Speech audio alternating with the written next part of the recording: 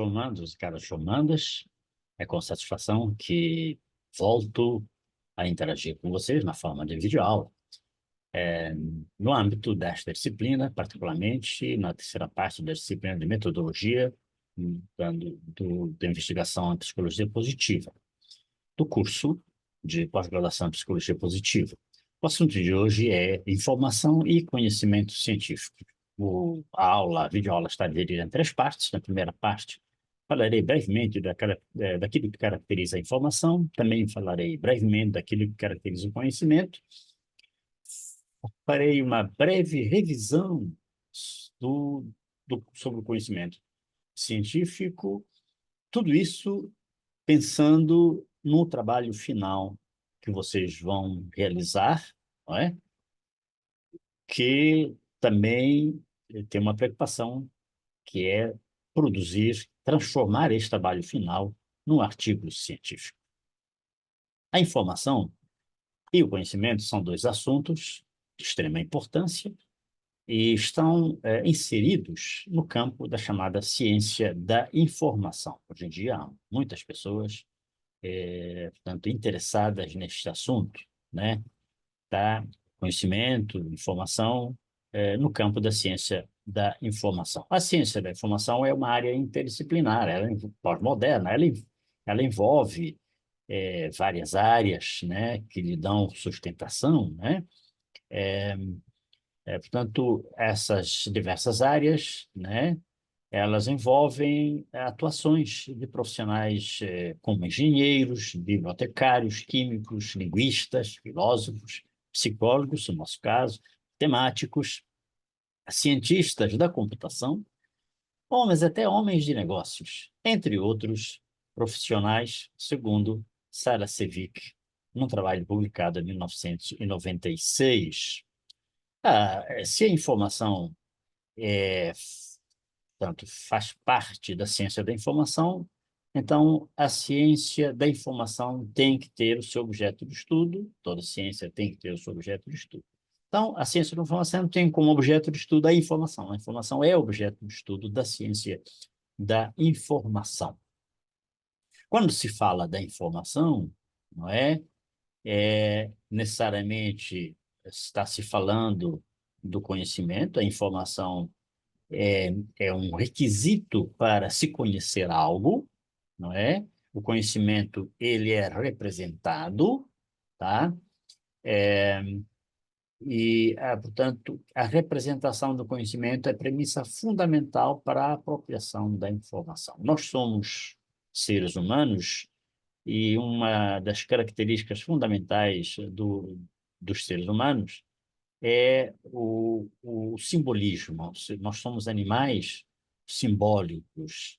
A nossa relação uns com os outros e com o mundo que nos rodeia, o mundo físico, tá? O mundo metafísico, essa é uma relação que necessariamente remete a símbolos. Nós não podemos viver de forma nenhuma sem os símbolos, não é? Que os símbolos são meios, são instrumentos para a representação da realidade. Objetiva é até subjetiva. A informação é conhecimento e é passível de significação. A informação é um conhecimento, segundo Lycurgo-Diadic, num trabalho publicado em 2004. É um conhecimento inscrito, tanto registrado, em forma escrita. E essa forma apresenta-se como forma impressa, não é? Que ainda permanece, apesar de estar em extinção, não é? Ou digital. Assume também uma forma oral, falada, ou audiovisual. Aqui nós temos aqui a combinação do som com a imagem. E é um suporte, tá? Toda informação tem que ter um suporte, tá? Lycurgo, nesse trabalho, no outro trabalho publicado em 1996, dá tanta importância à informação que chega a dizer que é o sangue da ciência. Vejam a metáfora, né? Se nós, seres humanos, portanto, nós sendo dotados de um organismo físico, não é? Nós sobrevivemos graças à circulação sanguínea que leva os nutrientes para as células. Então, esta é uma comparação feliz. A ciência não pode viver sem informação. Daí a importância desta comparação, né? Que o sangue da ciência é a informação. Sem a informação, a ciência não pode se desenvolver, não pode viver. A informação, então, e sem informação, a pesquisa seria inútil. Ela é extraordinária para que a pesquisa seja realizada. E não existiria conhecimento, evidentemente, sem informação. A informação é, tem um suporte material, não é? Portanto, é um suporte material, até identificada com o seu lado material, né? Que é o seu suporte. Mas também a informação é vista como processo, né? Ela não é só um suporte, mas é processo de tratamento. O suporte material pode ser entendido como arranjo documental, por isso é que a informação ela está relacionada, está intrinsecamente identificada com os documentos, não é? De vários tipos, não é? E era um processo de tratamento porque a informação implica, né, organização, né, e classificação de alguma coisa. Não só organização e classificação, como ordenamento também, tá? Segundo Kripa, 2010, a informação é um conjunto de dados organizados a partir de princípios ordenadores e classificadores. Não se pode lidar com a informação sem lhe conferir tratamento. É preciso termos cuidado, não é? Muitos pesquisadores, quando falam da, da realização, quando portanto, se engaja na realização de um trabalho científico, que começa com um projeto, não é? Muitas vezes dizem coleta, falam de coleta de informação. Na verdade, não é isto. Na verdade, nós coletamos dados. Nós fazemos a recolha de dados, tá certo? E a partir da recolha de dados, os dados, evidentemente, se nós debruçarmos sobre eles, evidentemente que nós vamos extrair informação, né? Então, vejam como informação necessariamente é um processo, não é? Intelectual. Nós precisamos, de forma, portanto, nos debruçar sobre o possível, ou os possíveis significados que os dados brutos têm. Então, dados brutos não necessariamente são informação, né? Podem ser informação, mas não necessariamente são informação, não é? A não ser que sejam usados para informar. Então, se um determinado dado é usado para informar, então quem vai ter acesso a esse dado está tendo acesso, evidentemente, a uma informação. Então, os dados não têm valor intrínseco em si mesmo, né? Eles só passam a ter valor quando eles significam alguma coisa. A informação é um artefato, é um bem cultural. Segundo o Liquadic 2004, artefato é todo documento que representa ou expressa um objeto, uma ideia ou uma informação, por meio de signos gráficos, signos podem ser gráficos, e icônicos. Nós, evidentemente, como seres simbólicos, todos os dias, não é? E na atividade científica, de uma forma particular e especial, lidamos com palavras, lidamos com imagens, lidamos com diagramas, lidamos com mapas, com figuras, lidamos com símbolos, não é? Que, portanto, são o meio pelo qual, não é? Tá certo? O artefato informação, né, está representado ou expresso. Evidentemente que também essa representação, essa expressão pode ser sonora, pode ser visual, né? Ou pode, inclusive, conjugar as duas formas, tá? Independentemente do suporte, ser em papel ou ser eletrônico, suporte eletrônico, evidentemente, que é o suporte hoje em dia predominante, e o será num futuro breve, em que nós diremos adeus papel. Evidentemente que ainda não podemos dizer isso.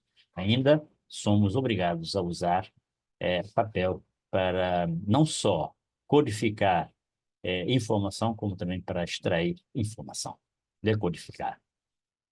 É todo bem, informação é todo bem que constitua um testemunho material dotado de valor de civilização. Vejam como a história é fundamental, né? A arqueologia, né? São áreas fundamentais para nos ajudarem a lidar com a informação e a obter informação. A civilização ou as civilizações anteriores à nossa, não é? Graças tanto à codificação da informação, permitiram que nós tivéssemos conhecimento, tomássemos conhecimento da sua existência e dos grandes feitos que ocorreram ao longo do tempo, não é? A informação é alienação do cérebro e da memória.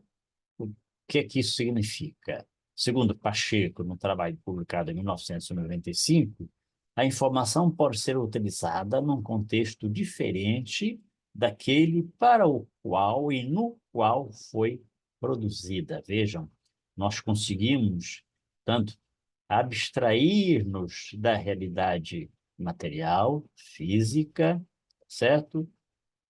Quando lidamos com informação, tá? Ela é dinâmica, tá?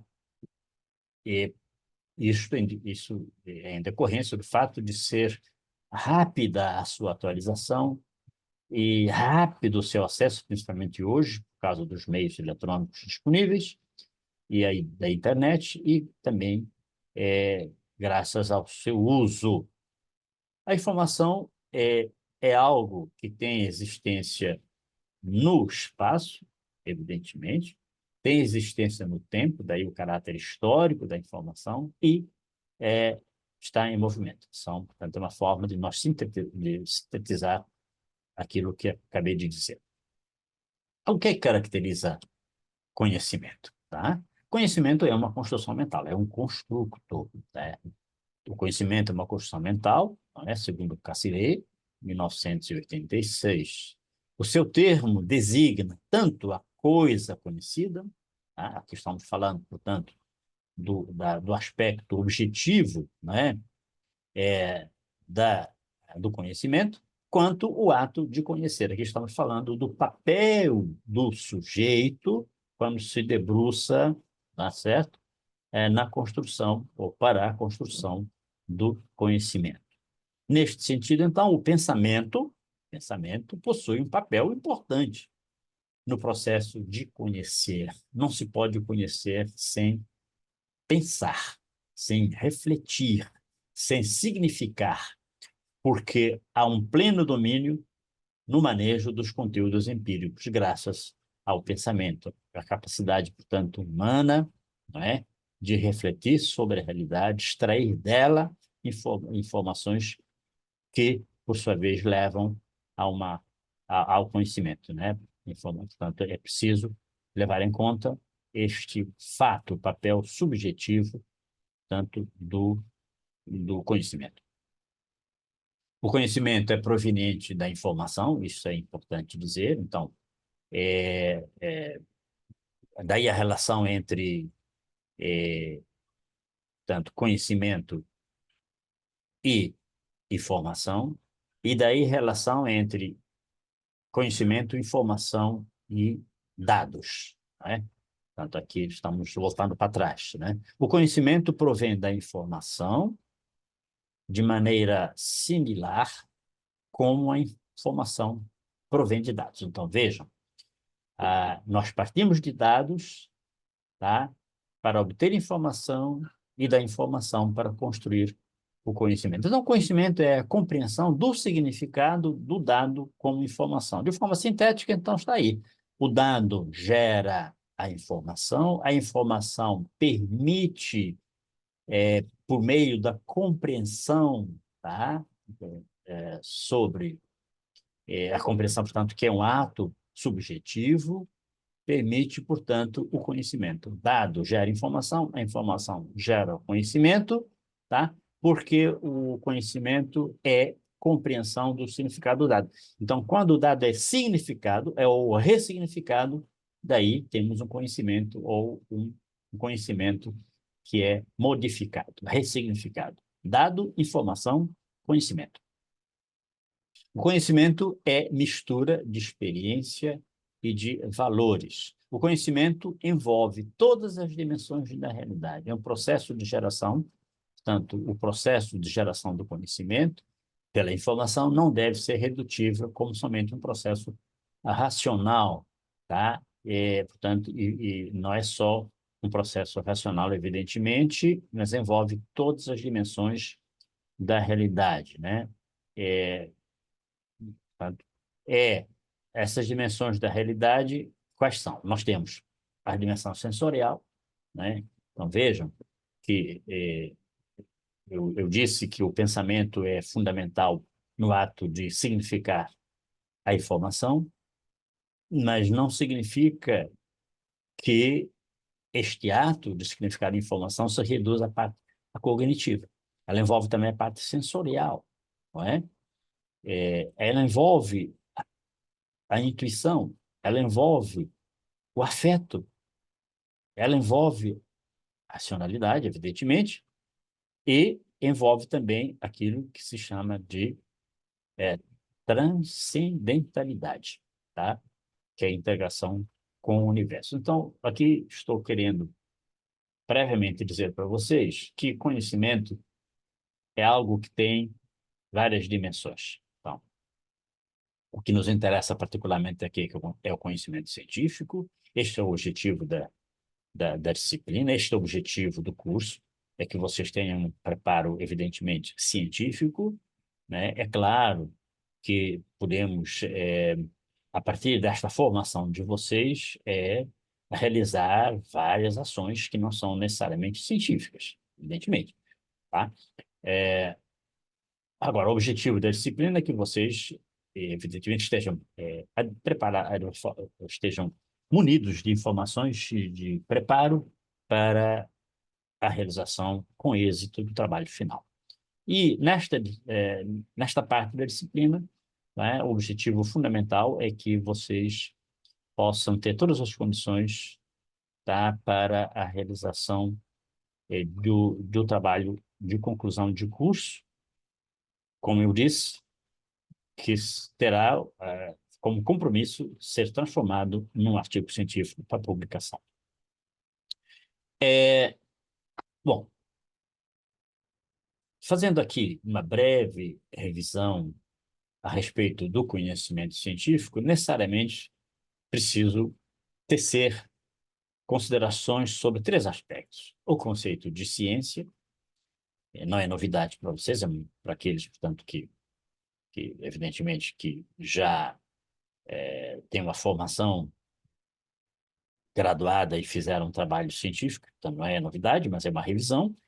Preciso também falar sobre o conhecimento científico e suas características, não é? Em termos de suas características, né? Para falar de conhecimento científico é preciso falar do conceito de ciência, evidentemente, né? Também falar de outros tipos de conhecimentos, como popular, filosófico e religioso, com o objetivo de perceberem, caros formandos e caras formandas, que o conhecimento científico é diferente dos outros tipos de conhecimento, embora haja alguns aspectos, tá, em comum que nós encontramos no conhecimento científico e no conhecimento que não é caracterizado como científico.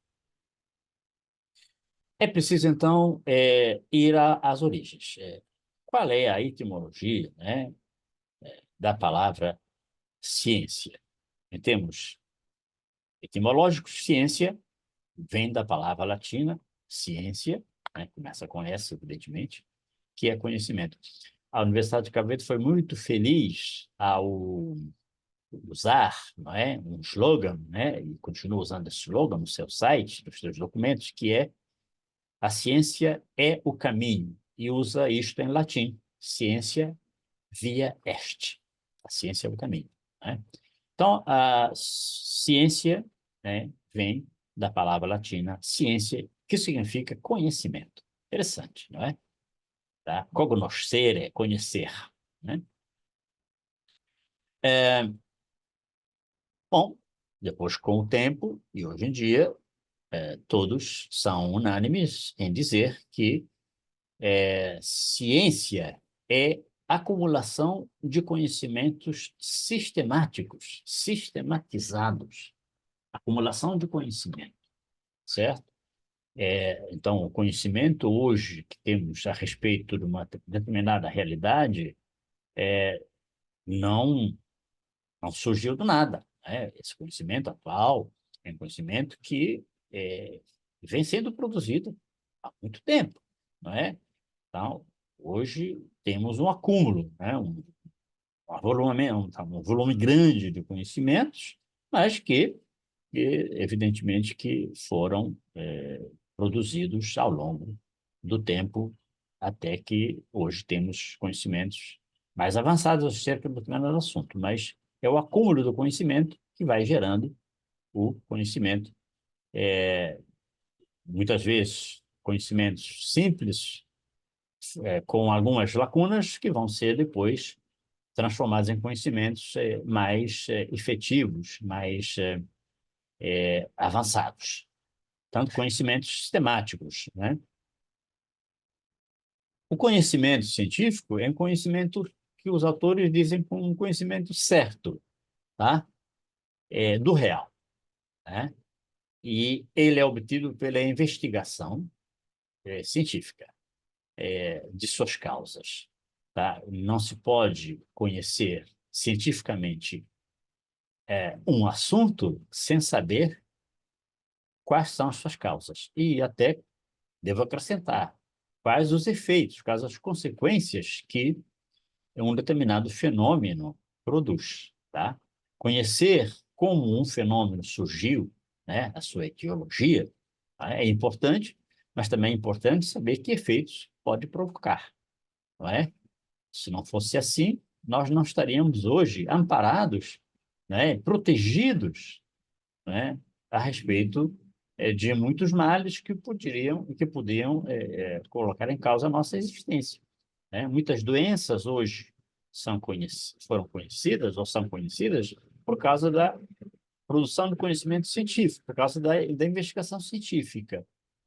E, portanto, os investigadores não só se preocupam em saber quais são as causas para uma determinada doença, mas também as consequências, né? Se elas não forem, evidentemente, colocadas sob controle, né?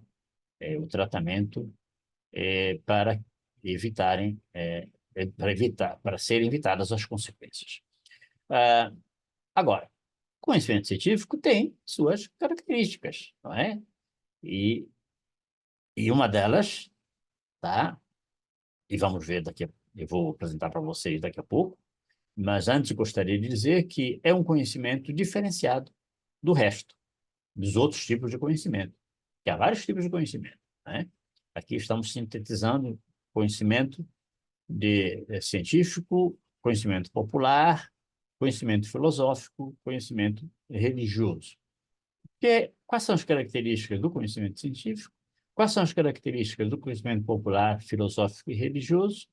E como é que nós podemos, então, caracterizando cada um desses tipos de conhecimento, diferenciar, tá, o conhecimento científico em relação a esses outros tipos? O conhecimento científico é objetivo, né? Ele tem uma finalidade, tá? Portanto, é objetivo, tá? Ele se debruça sobre um, um fim a alcançar, não é? Há uma preocupação no conhecimento científico é identificar as variáveis relacionadas ao fenômeno que interessa ser estudado. Então, nesse caso, fala-se de causas e das circunstâncias, contextos, não é? em que um determinado fenômeno ocorre e as consequências decorrentes tanto desse fenômeno. Há uma preocupação aqui no conhecimento científico, tanto para que seja entendido como objetivo, que é interpretar essas variáveis. As variáveis causadoras, né, das causas, e as variáveis que produzem efeitos, né, as consequências. Porque se for possível realmente interpretar essas variáveis, então está-se no caminho certo, tá? Agora, o objetivo do conhecimento científico, né, ou seja, de saber quais são as causas de um fenômeno, quais são os efeitos que esse fenômeno produz, o objetivo é controlar, é prever as condições em que ocorre e controlar e produzir o controle, o devido controle. Tá? Controle das variáveis que provocam um determinado fenômeno e, controlando as variáveis, elas, os seus efeitos também ficam, evidentemente, sob controle.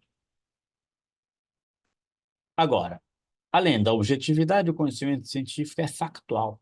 Tá? A factualidade é uma característica do conhecimento científico, se baseia em fatos. O conhecimento científico não se baseia em rumores, em achismo, não é? O conhecimento científico parte de fato.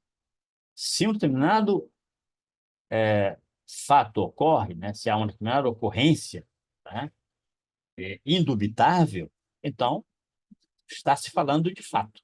Então, fato, a partir de um fato, então, é possível conhecer. A sistematicidade é outra característica do conhecimento científico, tá? É preciso que sejamos sistemáticos no conhecimento científico, a verificabilidade, né? Que em Cabo Verde e Portugal se chama fiabilidade, tá? O conhecimento científico tem que ser confiável, né? Tem que ser, tanto fiel.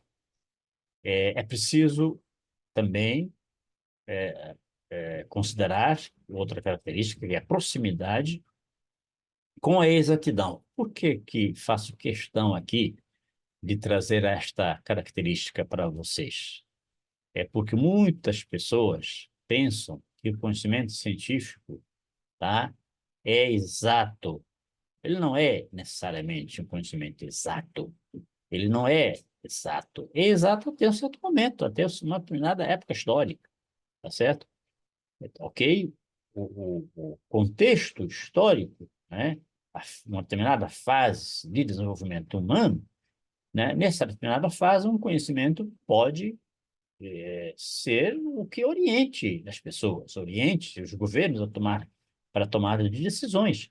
Mas chega um momento, né, em que este conhecimento já não mais dá conta da realidade. Então, ele deixa de ser o conhecimento exato, tá? E é preciso investigar, né, avançar, fazê-lo avançar, o conhecimento. Então, ele tem proximidade com a exatidão. É por isso que, tá? Se traz para o conhecimento científico o conceito de probabilidade de ocorrência. Tá? Não é a certeza, não se fala aqui de certeza, mas de probabilidade. A outra característica é a suportabilidade na relação teoria-prática. O conhecimento científico, ele tem suporte, tá, na relação teoria-prática. O conhecimento científico não pode ser só teórico, tá? Ele tem que ser também prático, ou seja, ele tem que ser, daí a sua factualidade. Ele tem que produzir tecnologia, certo? Ele tem que produzir algum efeito prático para ser considerado um conhecimento, portanto, válido, né? O conhecimento científico decorre do aperfeiçoamento do conhecimento comum e ordinário. Então, não é à toa que estamos aqui também, que vou também falar para vocês do conhecimento do senso comum, tá? O conhecimento do senso comum é importante para o conhecimento científico, não é? Muito que sabemos hoje foi baseado no que as pessoas comuns sabiam e sabem, né? O conhecimento científico decorre da investigação científica. Infelizmente, muita gente não tem esta convicção. O conhecimento científico não pode provir, né, decorrer de qualquer outro empreendimento que não seja o empreendimento da investigação científica. A motivação é uma outra característica do conhecimento científico. O que motiva o cientista a debruçar-se sobre o conhecimento científico? A motivação é encontrar soluções para problemas práticos, né? Daí que, como eu disse, conhecimento científico é um conhecimento que, portanto, tem necessariamente suporte na relação teoria-prática, tá? A motivação é encontrar soluções para problemas práticos. Agora, além disso, e isto é importante também dizer, que o que motiva todos nós, né, a nos engajarmos na produção de conhecimento é o desejo de, tá, fornecermos explicações sistemáticas que possam ser testadas e criticadas por meio de provas empíricas. Então, nós não devemos nunca ter receio de que um conhecimento científico que nós, evidentemente, produzirmos possa ser submetido à crítica. Aliás, deve ser submetido à crítica. Determinada, portanto, prática científica, determinada metodologia científica que produzir uma determinada tecnologia, essa tecnologia, ela pode ser, digamos assim, criticada, né? Evidentemente, ela pode não ser eficaz, né? E então ela tem que ser sujeita a teste. Todo conhecimento científico é passível de críticas até para ser melhorado. Agora, algo também importante, vale dizer aqui, que o conhecimento, uma das fontes motivadoras do conhecimento científico é a melhoria da qualidade de vida intelectual, evidentemente, e melhoria da qualidade de vida material. Na verdade, nós, cientistas, não só devemos ficar satisfeitos ao produzirmos conhecimento científico, né? Para responder uma determinada pergunta, né? Mas também devemos nos preocupar em que esse conhecimento científico tenha alguma utilidade, né, prática, e possa melhorar a vida das pessoas. As pessoas, na verdade, querem ser felizes, né? É isso que motiva todos nós, buscarmos a felicidade. Então, a ciência pode ser um instrumento para gerar a felicidade. A ciência tem ela é classificada como uma atividade que, tanto ela envolve várias áreas, não é? Ela é classificada por áreas. Uma área fundamental, que é chamada área pura, tá? Quando falamos da área pura da ciência, estamos falando de uma área em que a ciência, o que motiva o pesquisador é produzir conhecimento teórico, desenvolvimento de teorias, certo?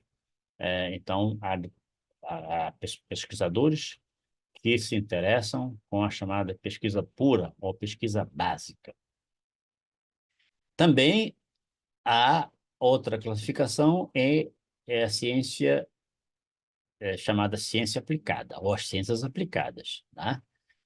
Neste caso, a preocupação não é o desenvolvimento de teorias, mas é a aplicação de teorias às necessidades humanas. A outra área é a chamada área da ciência ou das ciências naturais, tá? Quando falamos de uma área natural da ciência, estamos falando do estudo da natureza, ou mundo natural. Por exemplo, a biologia, a física, a geologia, a química, etc. São áreas chamadas ciências naturais. Também nós temos a área social, a área humana, não é? É o caso da psicologia, embora existam universidades em que a psicologia não é só, não está somente na área social, na área humana, mas também está na área biológica.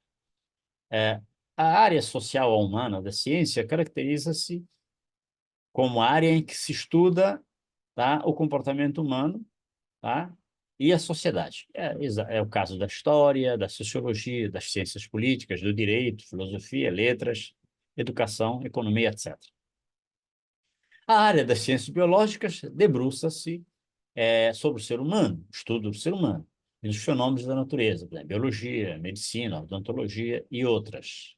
A área das chamadas ciências exatas, né, caracteriza-se pelo estudo voltado para eventos do mundo físico, como a física, a computação, tá?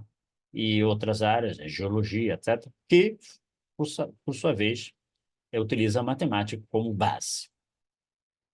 Outros tipos de conhecimento, não é?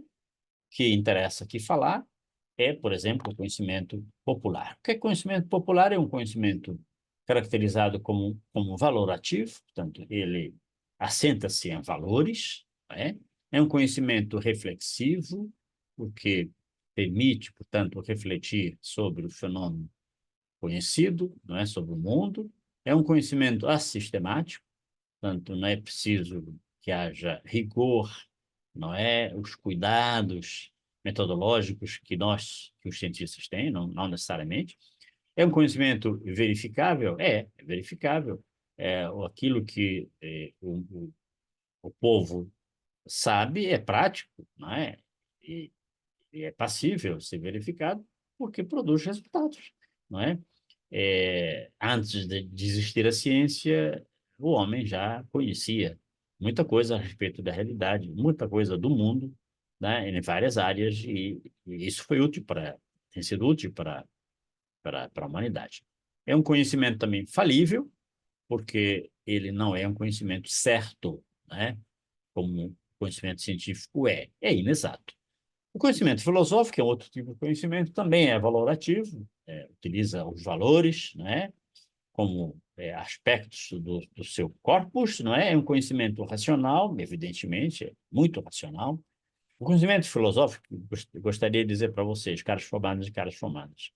O conhecimento filosófico, né, ele é um conhecimento em que quem se debruça sobre ele não tem preocupação necessariamente, não tem preocupação com a com a própria realidade, não tem preocupação com a busca de respostas. A preocupação é lançar perguntas para refletir sobre o mundo, mas não necessariamente a resposta. E as respostas que são encontradas não são respostas passíveis de um teste científico. O conhecimento filosófico é sistemático? Ele é, evidentemente que é muito sistemático mesmo. Agora, ele não é verificável, porque o objetivo do filósofo não é produzir um conhecimento que possa ser colocado sob teste. O conhecimento religioso, que é muito importante, ele é valorativo, tá? Debruça-se sobre valores, ele é inspiracional, daí a sua característica muito diferente em relação ao conhecimento científico e filosófico, ele é inspiracional, tá?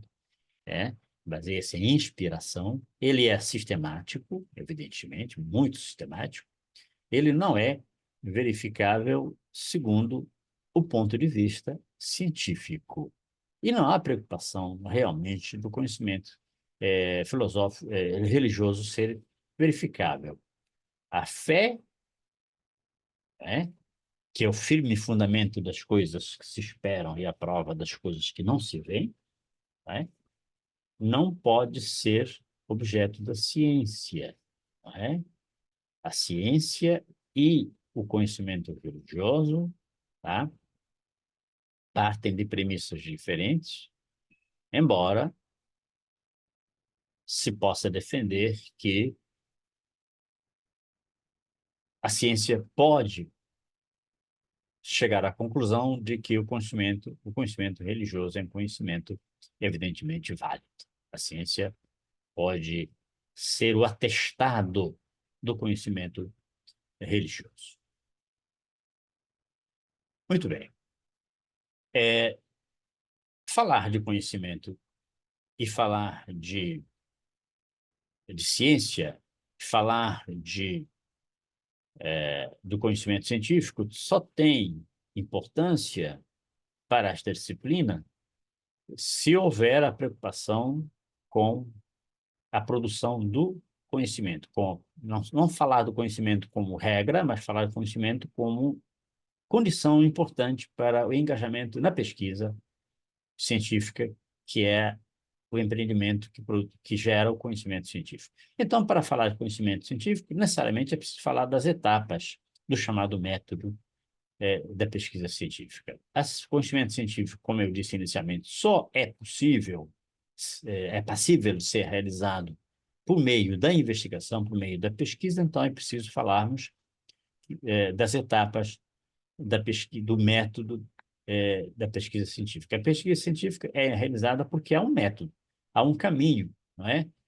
Consensual entre os cientistas, né, para chegar a um determinado fim, que é o ter o conhecimento.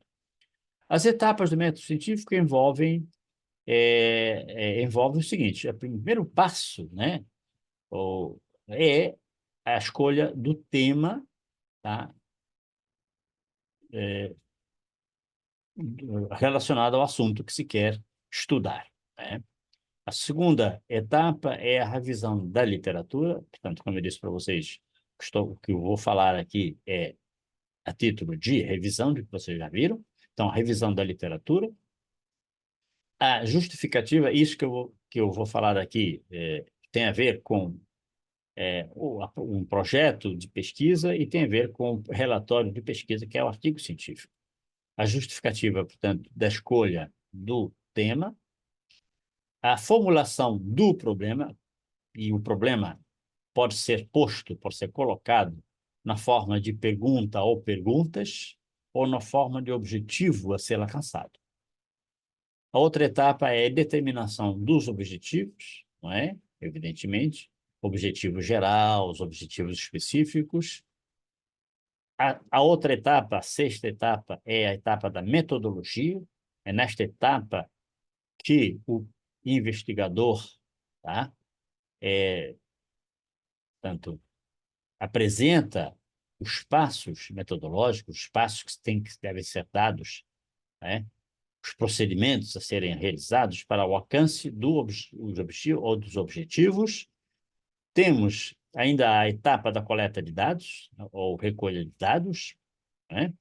E a etapa também, a oitava, da tabulação dos dados, se tratar de uma pesquisa quantitativa, e às vezes até pesquisa qualitativa também implica tabulação, né, de dados. Evidentemente que temos uma etapa importante, que é a análise e discussão dos resultados obtidos, e temos uma etapa crucial, que é a conclusão da análise dos resultados, ou seja, o que eu, cientista, farei com esses resultados? Que importância esses resultados têm, certo? Tá? Que tecnologia ou tecnologias o conhecimento produzido aqui pode gerar, tá certo? Tecnologias, inclusive na área social. Agora, é preciso também considerar uma etapa fundamental, que é a redação e apresentação do trabalho científico. Se não houver preocupação em produzir artigo, então faz-se, no final, um relatório da pesquisa realizada, da investigação realizada. Se há uma preocupação em publicar esse trabalho, então recomenda-se que o relatório tenha um formato que é artigo científico. Que aqui, artigo científico aqui é a comunicação, tá? Ou a divulgação do resultado. Caros formandos e caras formandas, esta videoaula é fundamental, né, para a próxima, cujo objetivo será, então, falar da publicação de trabalhos científicos na forma de artigos. Então, na próxima aula, terei prazer de discutir com vocês, tá, os cuidados que nós devemos ter na escrita do trabalho científico, além do que eu já falei, além dos cuidados relatados, e, inclusive, falarei de uma proposta de análise de trabalhos científicos, né, que possam realmente ter condições de serem classificados como trabalhos capazes de realizar a comunicação científica. Vocês terão material teórico que dê subsídio para esta videoaula, para as videoaulas futuras, e vocês terão a orientação adequada a respeito do trabalho final da disciplina e dos trabalhos parciais desta disciplina, particularmente desta videoaula. Muito obrigado pela atenção e até a próxima videoaula.